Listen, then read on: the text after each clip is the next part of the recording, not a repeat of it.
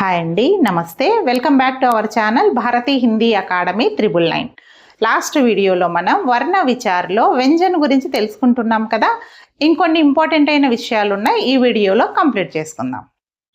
वर्ण विचार लो व्यंजन उच्चारण करते समय स्वर तंत्रियों में कंपन के आधार पर व्यंजन के दो भेद होते हैं.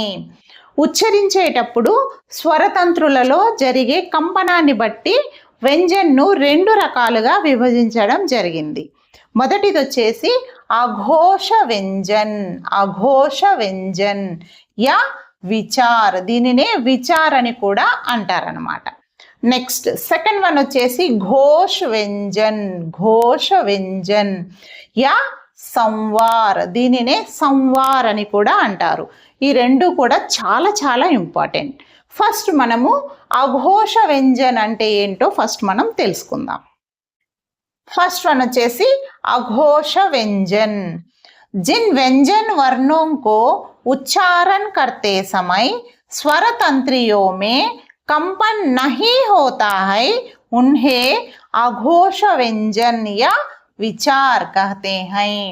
ఏ వ్యంజన్ను ఉచ్చరించేటప్పుడు స్వర తంత్రులలో కంపన జరగకుండా ఉంటుందో, కంపన జరగదో అటువంటి వాటినే అఘోష వ్యంజన్ లేదా విచార్ అని అనడం జరుగుతుంది.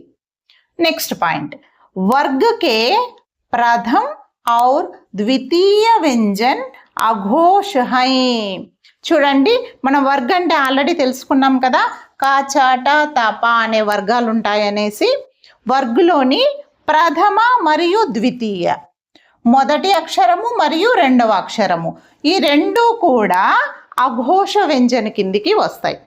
అలాగే ఊష్మ వ్యంజన్ మే షే షా సా భీ అఘోష్ హై. అలాగే ఊష్మ వ్యంజన్ నుండి షే షా సా ఈ మూడు కూడా అఘోష వ్యంజన కిందికే వస్తాయి. టోటల్గా 10 + 3 13 వచ్చేసి అఘోష వ్యంజన్ అంటారు. ఈ 13 లెటర్స్ని అఘోష వ్యంజన్ అనడం జరుగుతుంది. సెకండ్ వన్ వచ్చేసి ఘోష్ వ్యంజన్. जिन व्यंजन वर्णों के उच्चारण में स्वर तंत्रियों में कंपन होता है उन्हें घोष व्यंजन या संवार कहते हैं. ఏ వ్యంజన్ను ఉచ్చరించేటప్పుడు స్వరతంత్రులలో కంపన జరుగుతుందో అటువంటి వ్యంజన్నే ఘోష వ్యంజన్ లేదా సంవార్ అనడం జరుగుతుంది. నెక్స్ట్, వర్గకే तृतीय చతుర్థ పంచమ వ్యంజన్ ఘోష్ హై. చూడండి, వర్గులోని తృతీయ చతుర్థ పంచమ ఈ మూడు కూడా ఘోష్ వ్యంజన కిందికి వస్తాయి. నెక్స్ట్, అంతస్థ వ్యంజన్ యా రా లా వా ఔర్ ఊష్మ వ్యంజన్ మే హా భీ ఘోష్ హై. ఇంకా అంతస్థ వ్యంజన్లోని యా రా లావా మరియు ఊష్మ వ్యంజన్లోని హా ఇవి కూడా ఘోష్ కిందికే వస్తాయి. టోటల్గా 15 + 5 20 లెటర్స్, వీటిని ఘోష్ వ్యంజన్ అనడం జరుగుతుంది. ఓకేనండి, ద్విత్వాక్షర్ మరియు సంయుక్తాక్షర్ అంటే ఏంటో కూడా మనం తెలుసుకుందాం. ఫస్ట్ వన్ వచ్చేసి ద్విత్వాక్షర్. జబ్ ఏక వ్యంజన్ अपना समरूप व्यंजन से मिलता है तब द्वित्वाक्षर बन जाता है. ఏదైనా ఒక వ్యంజన్ సేమ్ తన సమరూప వ్యంజన్తో కలుస్తుందో అప్పుడు ద్విత్వాక్షరం ఏర్పడడం జరుగుతుంది. ఉదాహరణ కే లియే ఉచ్చారణ, దిల్లీ, మమ్మట్, విభిన్న అనే పదాలను తీసుకుందాం. ఉచ్చారణలో చ అనే వ్యంజన్ చ అనే వ్యంజన్తోనే చేరడం వల్ల ద్విత్వాక్షరగా మారడం జరిగింది.